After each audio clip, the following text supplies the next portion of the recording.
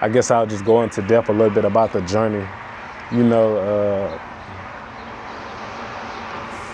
I came into the season. I came into the season as a starter. You know, throughout the whole spring, in my head, I knew my talents, and I knew what I was capable of doing. So I already had visualized, and I already had seen everything that was going to happen.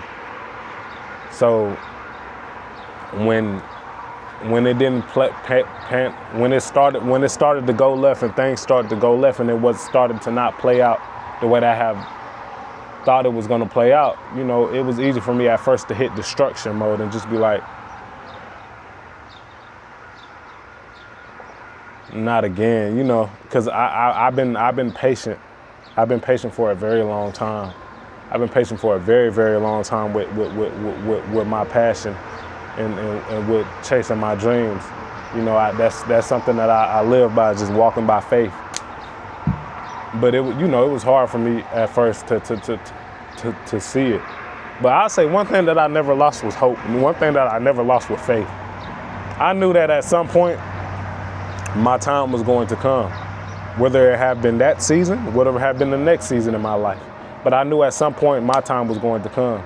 So, you know, I had to stay grounded. I had to keep God first. And I had to still show up as my best self every single day.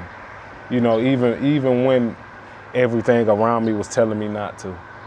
Everything around me was telling me not to.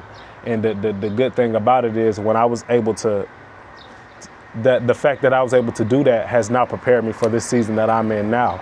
You know, this is an easy season right now that I'm in right now, because everything that I had to endure, everything that I had to go through, and everything that I had to grow through in my last season of my life. Now I wouldn't say I'm in cruise control, but compared to the season that I was just in, the wilderness, this is nothing to me. You know what I'm saying? And I'm able to flourish. You know, operating in integrity is not as hard when you're going through good times. You know what I'm saying? Because I was able to do it at the worst of times.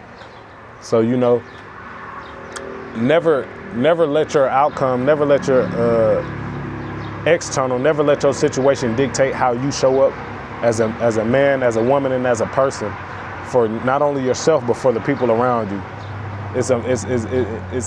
It's cliche, and you hear people say it, but just try to remain the same.